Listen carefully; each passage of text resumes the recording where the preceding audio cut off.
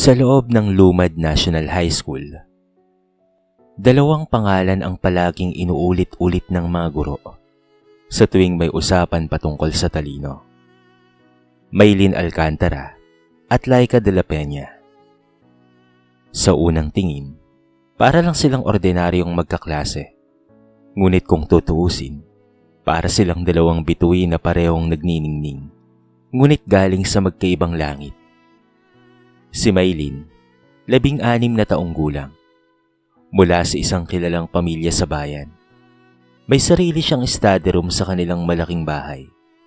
Kumpleto sa laptop, printer, shelves ng mga mamahaling libro, at isang desk na mas malaki pa kaysa sa dining table ng karamihan. Lumaki siyang may pressure mula pagkabata.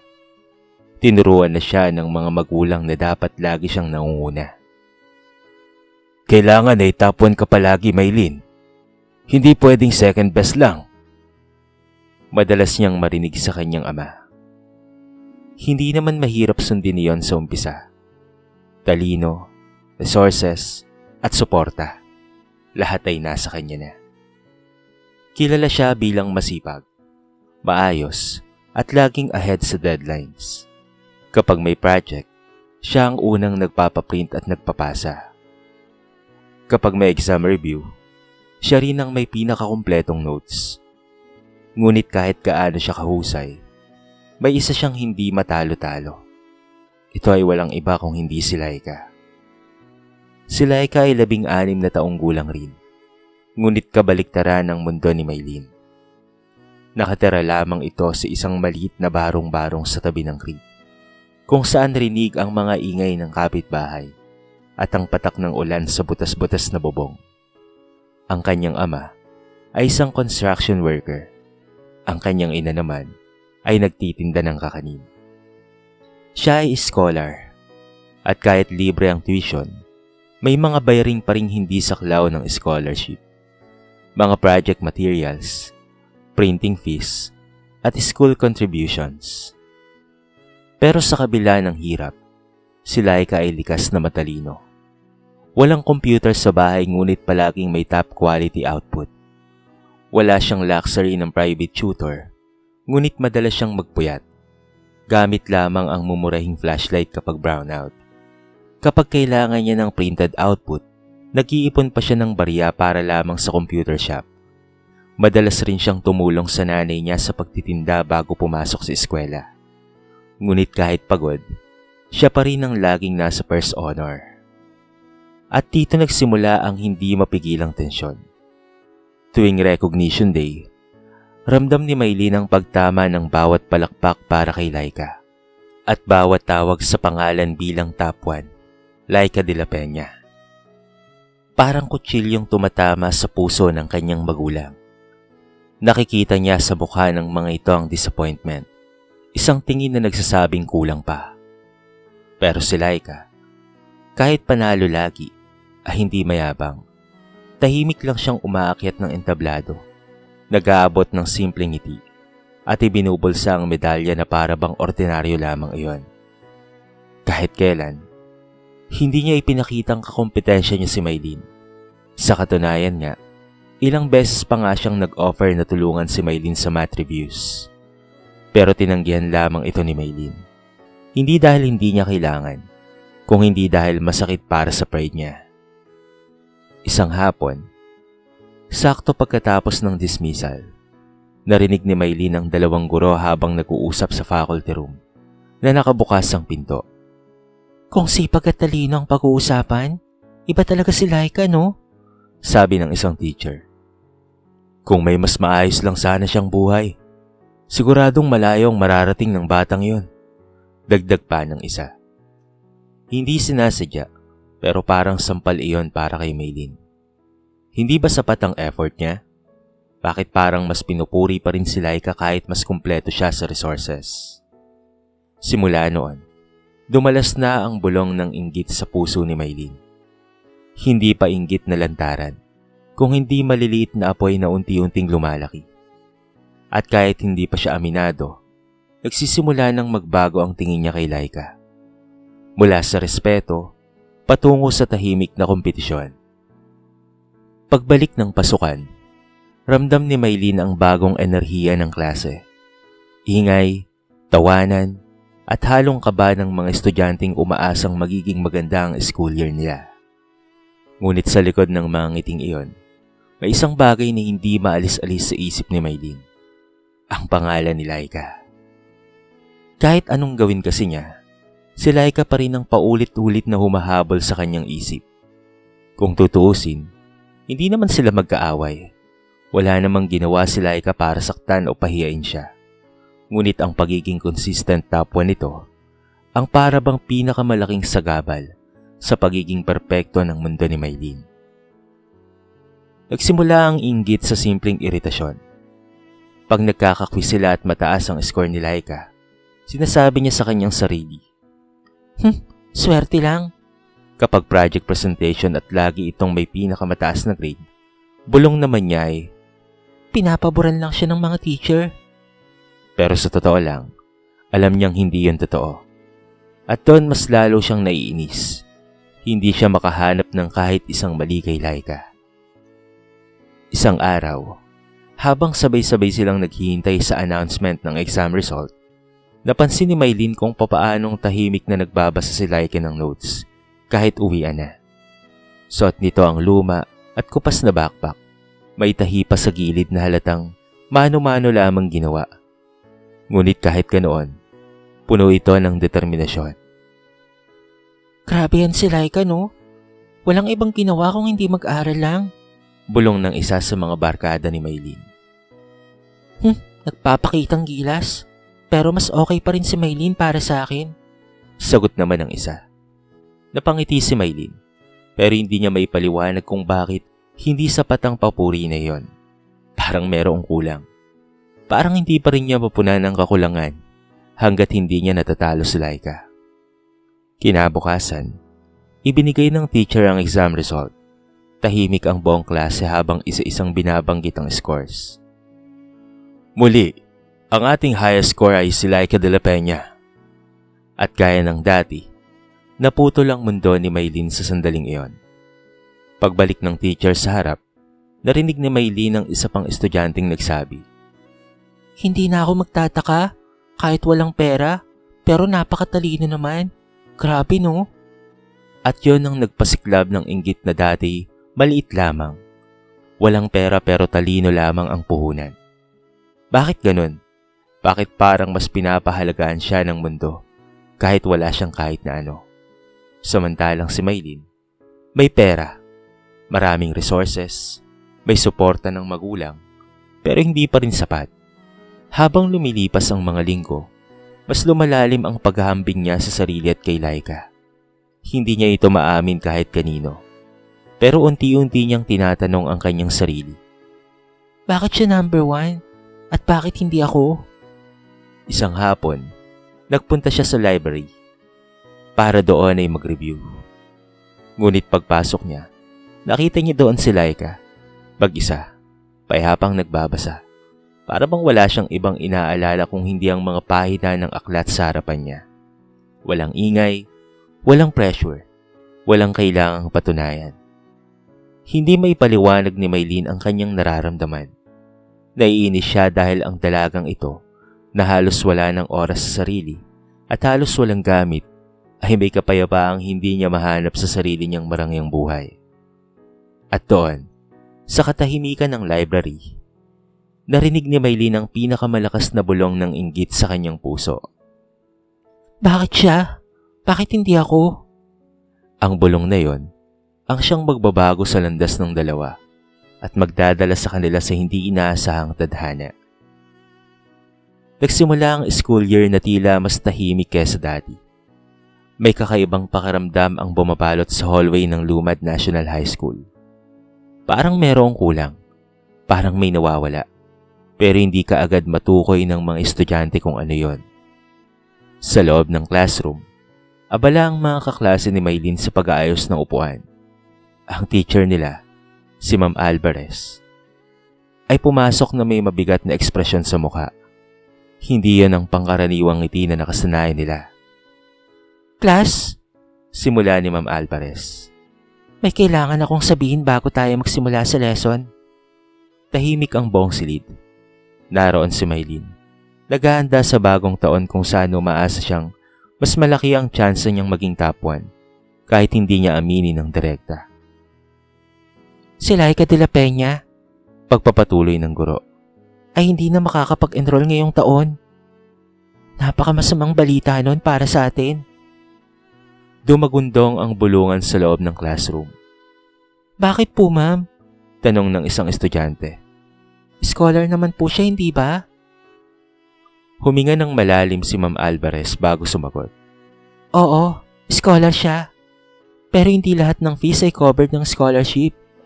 Kailangan pa rin magbayad ng miscellaneous at wala raw silang pambayad. May ilan na napabuntong hininga. May ilan na nagsabi ng sayang naman. Ang guro naman ay talagang disappointed. Pero si Maylin, hindi niya alam kung ano ang dapat na maramdaman. Hindi siya kaagad umimik. Hindi rin siya nakisabay sa reaksyon ng iba. Tahimik lang siya habang nakatitig sa desk. Sa loob-loob niya, may isang munting boses na kumalabit sa damdamin niya. Isang boses ng pagkagulat, ng pagka-guilty. Pero bago pa man iyon lumaki, may isa pang boses na mas malakas at mas malinaw. Ito na ang pagkakataon mo. Pag-uwi niya ng bahay, hindi niya kaagad sinabi sa magulang niya. Pero nang siya na lamang mag-isa sa kwarto, doon niya sinambit ng mahina ngunit puno ng emosyon. Sa wakas, ako na ang magiging number 1.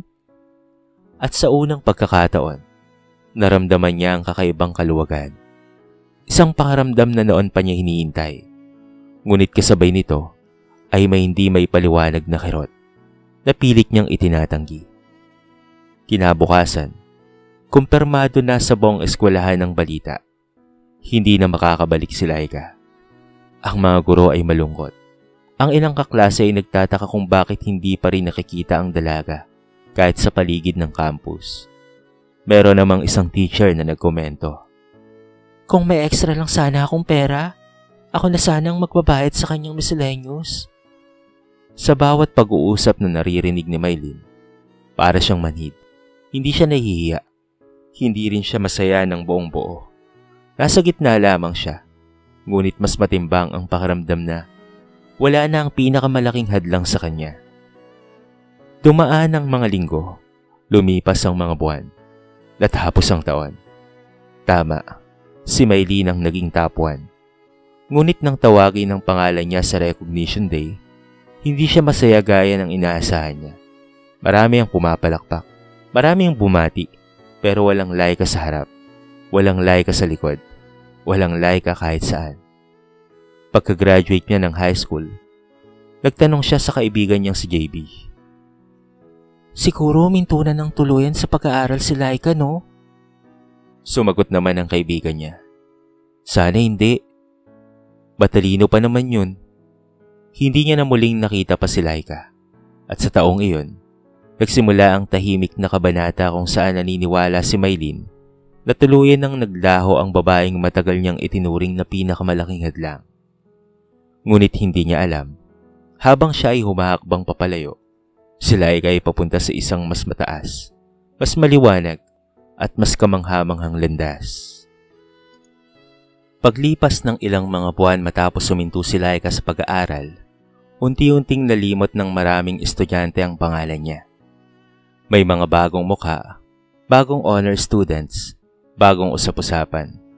Ngunit sa maliit na komunidad ng mga De La Peña, hindi ganoon kadali ang lahat. Nang araw na sinabi ni Laika sa kanyang mga magulang na hindi na siya makakapasok dahil wala silang pambayad ng miscellaneous fee, tila gumuho ang mundo niya. Hindi siya umiyak sa harapan nila. Ayaw niyang madagdagan ng bigat sa loob ng kanyang mga magulang. Kaya ngumiti lang siya at sinabing, okay lang po, maghahanap na lang po ako ng paraan. Pero pagpasok niya sa kwarto, doon bumagsak ang kanyang mga luha. Tahimik, walang higpi. Para bang may pakpak ang bawat patak na bumabagsak sa sahig.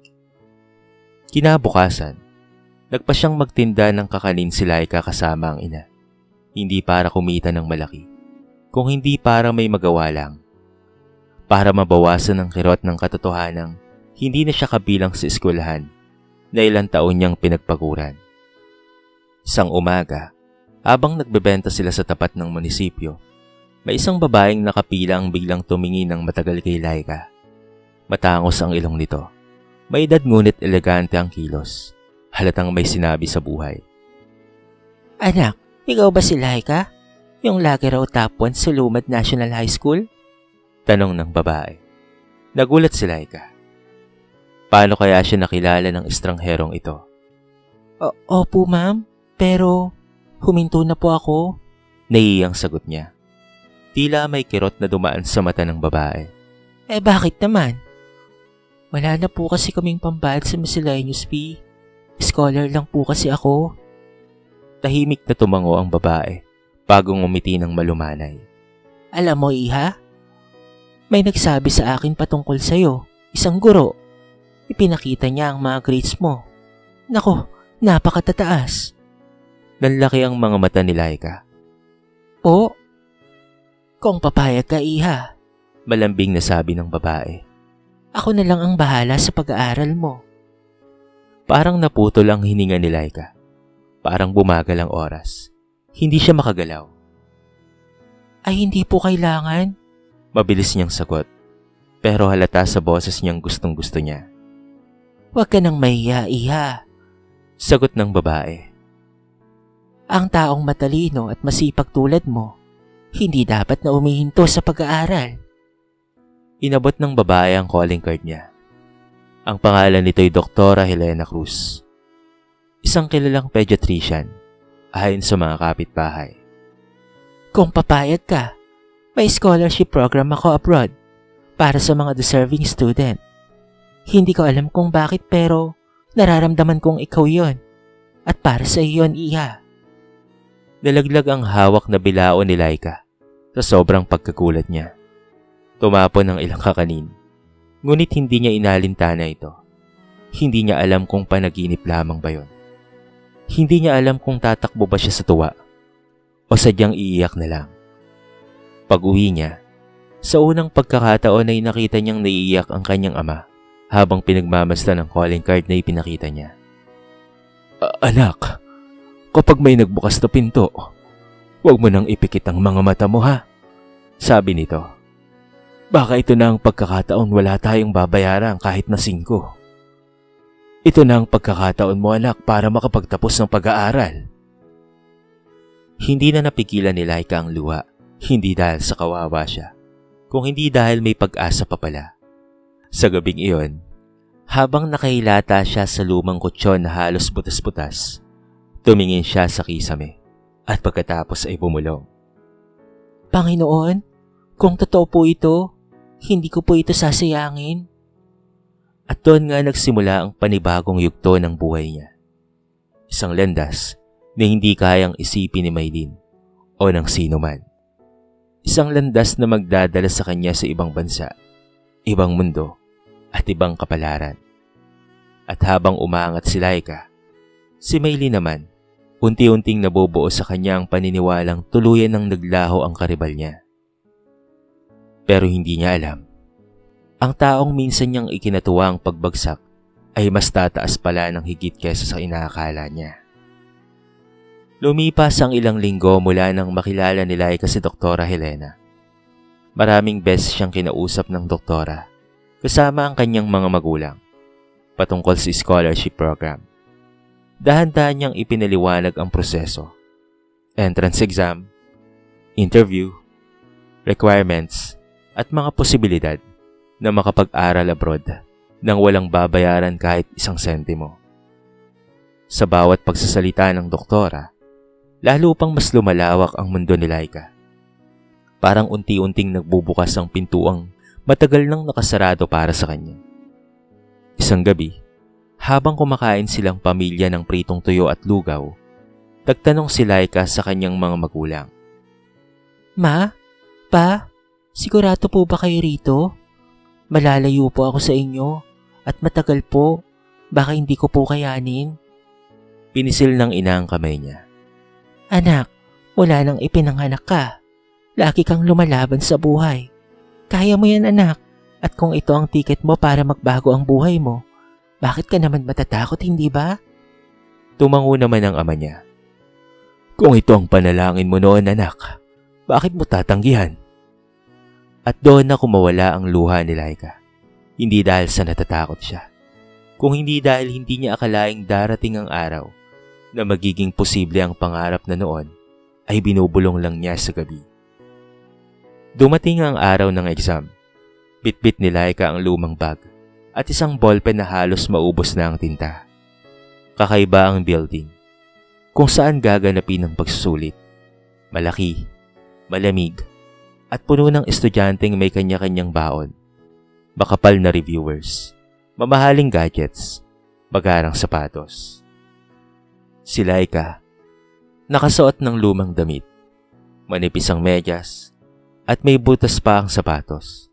Ngunit hindi yan mahalaga para sa kanya. Sapagkat ang mahalaga, nandito siya, nakikipagsabayan. Nang matapos ang pagsusulit, ilalabas ang resulta makalipas ang 1 linggo. 1 linggo ng paghihintay, 1 linggo ng kaba, at 1 linggo ng pagdarasal. Hanggang sa dumating na nga ang araw ng announcement. Habang binabasa ni Laika ang pangalan sa listahan, nanginginig ang kanyang mga kamay. Laika, ako ito. Napaupo siya sa bangketa at napahawak sa kanyang dibdib. Umiiyak siya pero nakangiti. Kahit ang mga dumaraang tao ay nagtataka na, pero hindi niya yan alintana. Pumasa siya, at isa siya sa mga 3 napiling ipapadala sa abroad. Pagbalik niya sa bahay, sabay-sabay na tumulo ang luha ng kanyang ama at ina. Anak, sigurado ka bang hindi ito panaginip lang? Hindi po, sagot niya habang humagulgol. Totoo na po ito. Ilang buwan ang lumipas at naayos na ang lahat ng mga papeles. Si Doktora Helena mismo ang nagbigay ng orientation sa kanila bago bumiyahe. Laika, iha, sabi ng doktora habang hawak ang balikat niya. Walang madaling kurso sa medisina, ha? Pero kilala kita. At alam kong hindi ka aatras. At kung kailangan mo ng tulong ay nandito lang ako, ha? Isang maigpit na yakap ang isinagot ni Laika. Tila yakap ng magulang na matagal na niyang hinihintay. Dumating ang araw ng pag-alis. Niyakap niya ang mga magulang niya ng maigpit. Anak, huwag kang mag-aalala sa amin dito, ha? Sabi ng ama. Ang mahalaga ay makalipad ka at makapag-aral ka. At sa unang pagkakataon, sumakay si Laika sa eroplano. Habang papalayong lumilipad ang sasakyan, tanaw niya ang maliit nilang barong-barong. Ngunit sa puso niya, alam niyang iyon ang simula ng pag-angat. Hindi lang niya, kung hindi ng kanyang pamilya. Habang si Laika ay papunta sa bansang magbabago sa kanya, si Maylin naman ay abala sa universidad. Nag-aaral ito, nakikipagkaibigan, at unti-unting nakakalimot sa karibal na minsan niyang kinainisan. Pero hindi niya alam, habang siya ay naglalakad sa landas na palaging bukas para sa kanya, si Laika naman ay naglalakad rin sa landas na minsan ay imposible. Ngunit ngayon, nagmumukhang mas malinaw kaysa sa anumang tagumpay na naabot niya. Lumipas ang maraming taon. Mabilis ang tibok ng dibdib ni Maylin habang binabaybay nila ng kanyang ina ang mahabang pasilyo ng Provincial Medical Center. Iba't ibang doktora na ang kanilang nilapitan, pero iisa lamang ang rekomendasyon ng lahat. Pumunta kayo sa medical mission ngayong linggo. May espesyalistang doktor na dinala mula sa Maynila. Siya ang pinakamagaling sa kaso ng iyong tatay. Hindi na sila nag-atubili pa. Para kay Maylin, para sa ama niya, kaya niyang gawin ang lahat. Pagdating nila sa temporary clinic na itinayo sa covered court, napansin ni Maylin ang mahabang pila, mahaliwalas ang paligid, napaka-organisado at puno ng pasyenteng umaasang gagaling. Kumapit siya sa braso ng ina habang sabay silang umupo sa waiting area. Mabait daw ang doktor na yon, anak, bulong ng ina. Bata pa raw pero napakahusay. Swerte tayo at nadala siya rito. Tumango lang si Maylin, pero kinakabahan siya. Hindi niya may paliwanag, parang may kung anong bigat sa dibdib niya. Maya-maya, Lumabas mula sa consultation area ang doktor. Puting-puti ang coat, maayos ang postura, at may aura na para bang sobrang profesional. Hindi ka agad nakatingin si Maylin sa mukha nito. Busy siya sa pag-aabot ng medical form sa nurse. Next patient please. Family of Mr. Ramirez. Tawag ng isang staff. Sabay na tumayo sina Maylin at ang kanyang ina. Pagharap nila sa loob ng booth, napatingin na rin sa doktor si Maylin. At doon siya natigilan. Ang doktor ay may pamilyar na mga mata, pamilyar na ngiti, at pamilyar na presensya. Pero mas matatag, mas elegante at mas buo. Hindi ka agad kumonekta sa isip niya. Hanggang sa ngumiti muli ang doktor. Maylin? Tanong nitong malumanay. Natigilan siya. Laika? Tumango si Laika. May kabaitang hindi nabawasan ng panahon. Ako nga. Kamusta ka?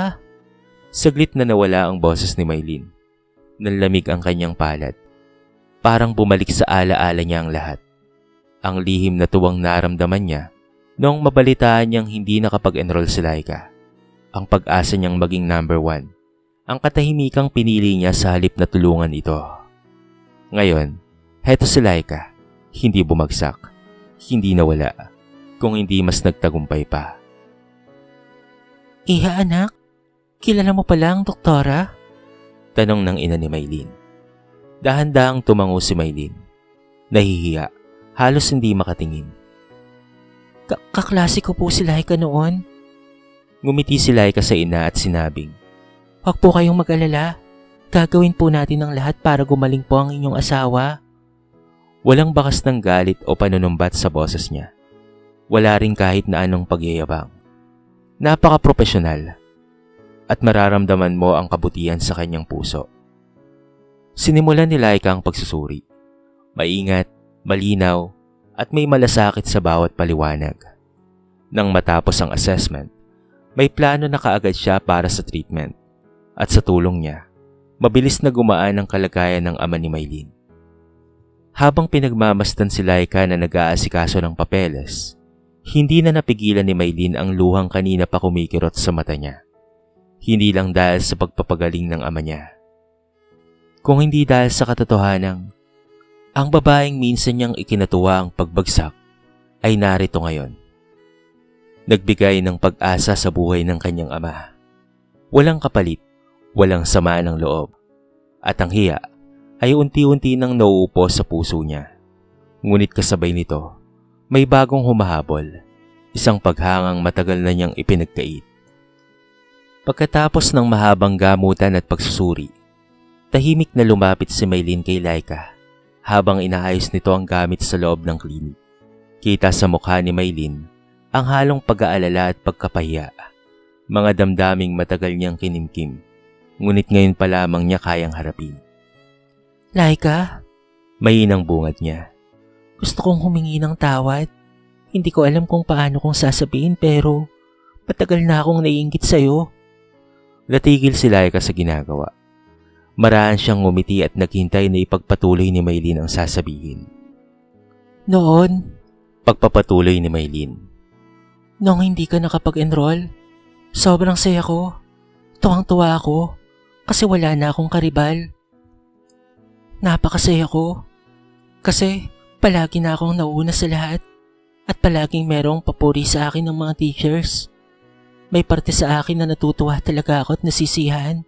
Kasi akala ko, kapag mas maganda ang uniforme ko, mas kompleto ang gamit ko, ay mas mataas ang tingin sa akin ng lahat at matutuwa sa akin ang aking mga magulang. Pero ang totoo, hindi ko pala kailangang makipagkompetensya. Napabuntong hininga si Maylin. Namumula ang mga mata. Nung nakita kitang nandito, nagtatrabaho, tumutulong, hindi huminto sa pangarap, doon ko na-realize na mali talaga ako. Inggit lang pala ang meron ako, hindi tunay na galing. Lumapit si Laika at maraang hinawakan ang balikat niya. Maylin, hindi mo kailangang humingi ng tawad ng paulit-ulit. Sabi niya ng may kabaitan. Wala akong galit sa'yo. Hindi ko rin naramdaman ni minsan ang mga sinasabi mo. Sadyang nag-focus lang talaga ako sa pag-aaral ko noon. Kaso, hindi talaga kaya ng mga magulang ko na ipagpatuloy pa ang aking pag-aaral kahit napilitan akong huminto. Sa katunayan yan, nakakaingit ang kalagayan ng buhay mo noon. Pero, hindi ko kailanman hinangad ang meron ka. Ang gusto ko lang naman ay makapag-aral, makapagtrabaho, at makatulong sa pamilya ko. At kahit nahihirapan ako, hindi ko tinignan ng ibang tao bilang kalaban. Nalaglag ang luha sa mga mata ni Maylin dahil sa sinabi ni Laika. Ang laki ng pagkakamali ko, Laika. Ang dali kong nakalimot na hindi lahat may parehong pagkakataon. Sa totoo lang, napakatalino mo at napakagaling. Hindi kita kayang pantayan. Tapos ngayon, eto ka na ngayon. Isa ka ng doktor. Hindi lang isang doktor. Tumutulong ka pa sa maraming tao. Samantalang ako, nasa akin na ang lahat noon. At marami akong pagkakataong sinayang. Lalo na noong magkasakit si Papa. Naubos ang lahat-lahat sa amin. Hanggang sa tuluyan kaming naghirap at hindi ako nakapagtapos ng pag-aaral. Lahat ng pagmamataas ko noon, lahat ng kayabangan ko sa isip ko, lahat yun ay nabaliwala. Nawala ng saysay. Narealize ko na hindi pala mahalaga kung ikaw ang palaging nangunguna. Sapagkat ang pinakamahalaga pala ay ang magpatuloy sa buhay nang wala tayong tinatapakang tao. Umupo silang dalawa sa mahabang bench ng klinik. Tahimik ang paligid, maliban sa mababang ingay ng aircon. Dito nagsimula ang isang tapat at malalim na pag-uusap patungkol sa buhay, pribilehiyo, paghihirap, at pagpapakumbaba. Nagsalita si Laika. Huwag mo nang isipin yun, Maylin. Ang mahalaga ay ngayon at hindi pa huli ang lahat. May pagkakataon pang maayos ang buhay mo. At huwag kang mag-alala. Gagaling ang iyong ama. Nandito ako para tumulong sa inyo. Tuluyan na ngang napaiyak si Maylin. Narealize niya ang lahat ng kanyang pagkakamali. At nangakong iwawaksi na ang inggit sa kanyang sarili. Sa patuloy nilang pag-uusap, naitanong ni Maylin. Laika, ano bang nagtulak sa'yo na magpatuloy kahit ganon kahirap? Ngumiti si Laika, isang ngiting may lakas at kapayapaan. Simple lang ang paniniwala ko. Sagot niya. Hindi hadlang ang kahirapan, hindi rin sapat ang yaman. Determinasyon at puso ang makakatulong sa'yo sa tunay na laban. Tumango si Maylin, parang may biglang luminaw sa isip niya. Noon lang niya tunay na naunawaan na ang tagumpay ay hindi lamang listahan ng medalya o taas ng marka, kung hindi kung papaano kang bumabangon, papaano kang nagmamahal, at papaano kang tutulong. Solely, napagtanto ni Maylin, ang inggit ay walang magandang maipupunga. Ang kabutihang puso ay bumabalik sa tamang panahon at hindi estado ng buhay ang tunay na sukatan ng kung sino ang tatayo sa dulo, kung hindi ang pagkatao. Habang papalabas si Maylin ng klinik, napatigil siya at muling tumingin kay Laika. Nakatayo si Laika sa pintuan. Nakangiti habang tinutulungan ng isang matandang pasyente na walang kakayahang magbayad, walang reklamo, walang pagdadalawang isip sa puso ni Laika. Buong puso siyang tutulong sa mga ito. At doon, sa payak at mabait na tagpong iyon, naunawaan ni Maylin. Hindi rin siya natalo, kung hindi siya ay natuto. Lumipas pa ang ilang mga taon matapos muling magtagpo ang landas ni Maylin at Laika. Si Laika ay kilala na ngayon bilang isa sa pinakakagalang-galang na doktor sa kanilang probinsya. Hindi lang sa kanilang probinsya, kung hindi sa buong Maynila at sa buong Pilipinas. Hindi dahil sa titulong nasa unahan ng kanyang pangalan, kung hindi dahil sa kabutihang ibinabahagi niya sa mga pasyenteng walang kakayahan. Maraming araw na makikita siyang umiikot sa mga baryo, tanga ng kanyang maliit na medical kit habang nagbibigay ng libreng check-up sa mga matatanda at bata.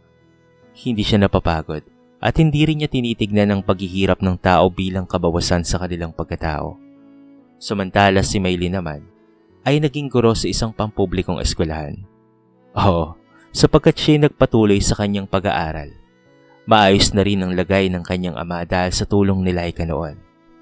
Siya ngayon ang tipo ng guro na hindi lamang nagtuturo ng leksyon, kung hindi ng pag-unawa. Bawat estudyante na walang baon, walang gamit o hirap sa pag-aaral, siya ang unang lumalapit.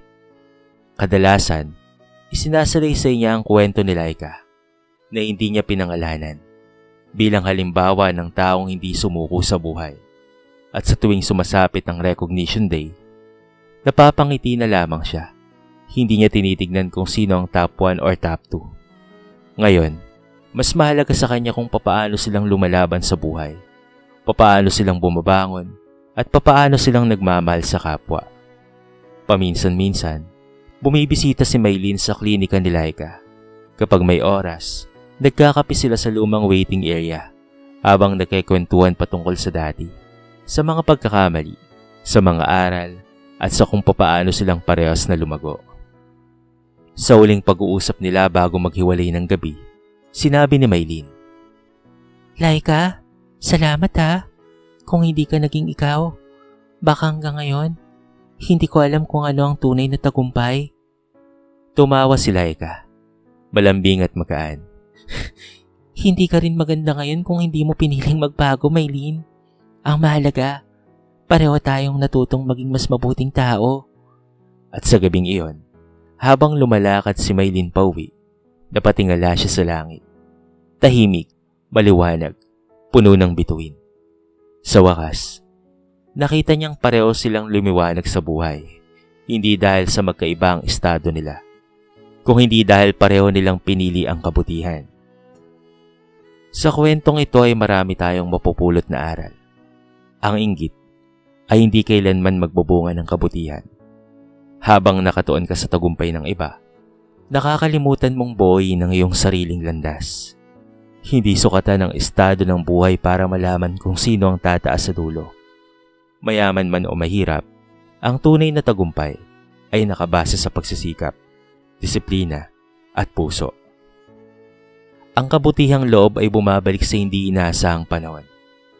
At ang tunay na sukatan ng talino, hindi lang sa mataas na marka, kung hindi ang pag-unawa, kababaang loob at pagmamahal sa kapwa. Kung meron kang pribilehiyo, gamitin ito para umangat.